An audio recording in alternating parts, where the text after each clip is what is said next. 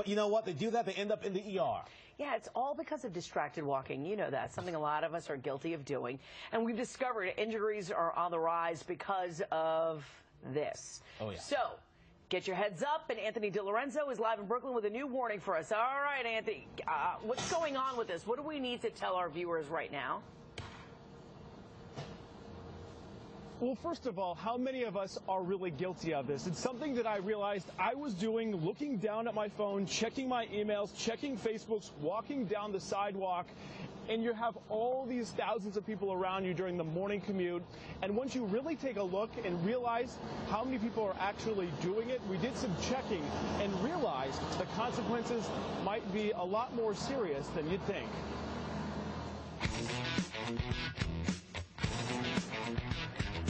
In the city that never sleeps, New Yorkers are constantly connected.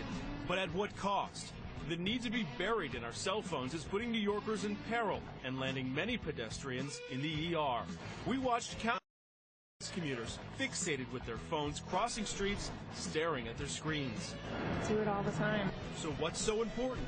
I think it's sometimes some people can't wait. If you can't wait, there could be consequences. In California, this guy nearly comes face to face with a bear.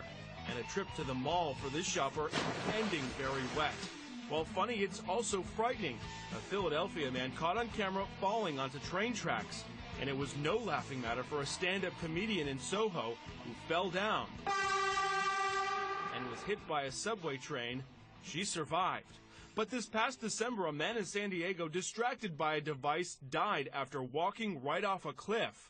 No matter how important that text was, it's never worth putting yourself at risk. Dr. Deborah Cass is an emergency room doctor at Bellevue Hospital. A recent SUNY study estimates 10% of all ER visits are so-called pedestrians.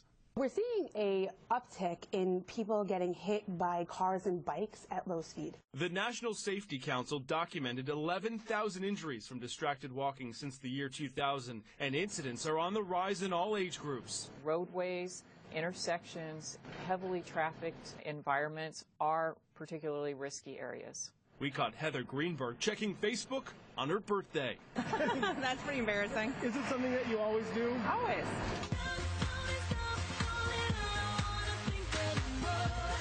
And while some people, well, may never learn. A while ago, I've texted, and a car didn't notice me, and it almost hit me.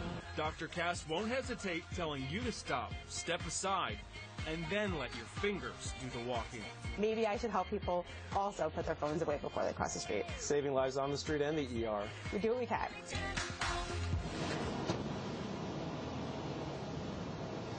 Before this phenomenon really started to catch on, the hospitals didn't ask people why they were really being admitted after they were injured on the street. So now they started planning talking to people about why they were distracted and submitting that information to the mayor's Vision Zero campaign, all in an effort to cut down on the number of injuries and even deaths that we are seeing on the sidewalks and roads here in New York City. Last year, remember, 132 pedestrians were killed by vehicles. That is the latest.